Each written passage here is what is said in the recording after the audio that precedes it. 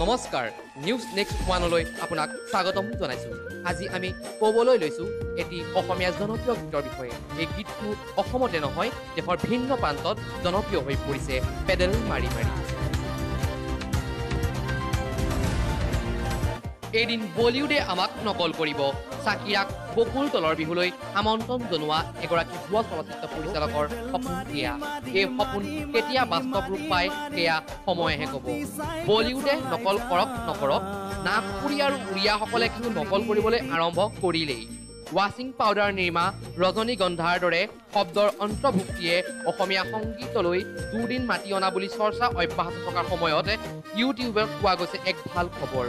যুৱ প্ৰজন্মৰ জনপ্ৰিয় কণ্ঠশিল্পী বাবুৰ পেডেল মাৰি মাৰি গীতটো অনুকৰণ কৰিছে দেশৰ কেইবাখনো ৰাজ্যৰ স্থানীয় ভাষাৰ শিল্পীসকলে।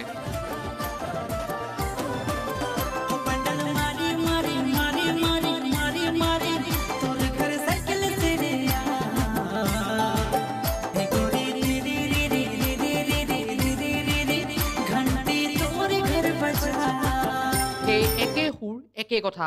এইমাত্ৰ যি গীতটো শুনিলে এয়া এটা নাগপুৰী গীত। এইবাৰ উৰিয়া গীতটো শুনোৱা হওক।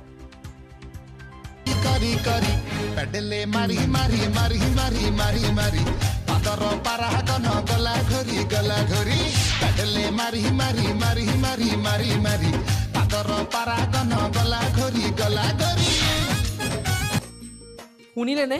কি সুৰ, কি কথা, কি নৃত্য, সকলো একেই। অসমৰ মাটি পানীৰ গোন্ধ থকা এটি গীত অইনে কপি কৰাটো আমাৰ বাবে গৌৰৱৰে কথা। পিছে ৰ'ব, আচলতে কোনে কাক কপি কৰিলে?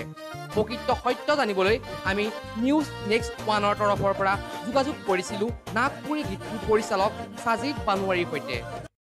मतलब कि सिंगर ने गाना गाया है पेडल मारी मारी। कॉल किया था, आपने कॉल किया था कि सर आप ही का गाना को हम भी गाएं, कोई दिक्कत है? तो बोले कोई दिक्कत नहीं है।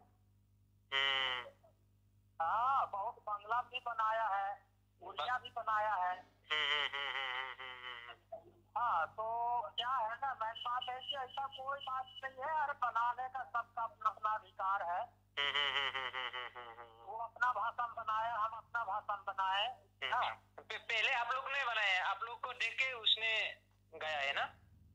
हाँ, वो तो हमको आसाम से बहुत मतलब ऐसा कॉल आया कि सर आपका गाना का कॉपी किए, कोई दिक्कत है? हम बोले कोई दिक्कत नहीं भैया, बना सकते हैं। काहे कि फिर एक मतलब बंगाल से भी कॉल किया, बंगाल में भी बनाया बंगला।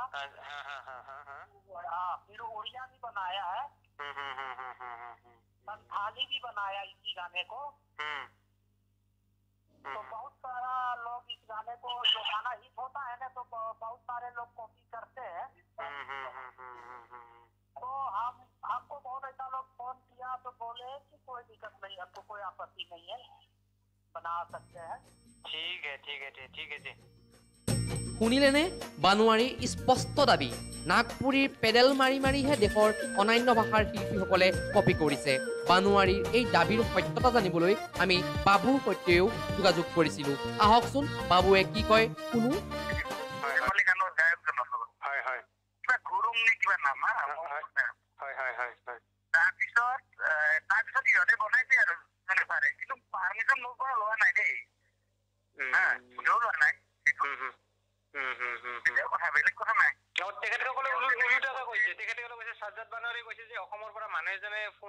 যোগাযোগ কৰিছিলে, মানে আমি তেখেতসকলক গানটো গাবলৈ অনুমতি দিছিলো এনেকে কৈছিলে। আমাৰ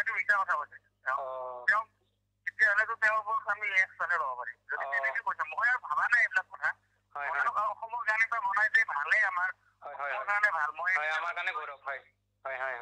কিন্তু সিহঁতে বাৰু সিহঁতে যদি উল্টা কৈছে তেতিয়া আমি বেলেগকে কৰিব লাগিব। শুনিলেনে?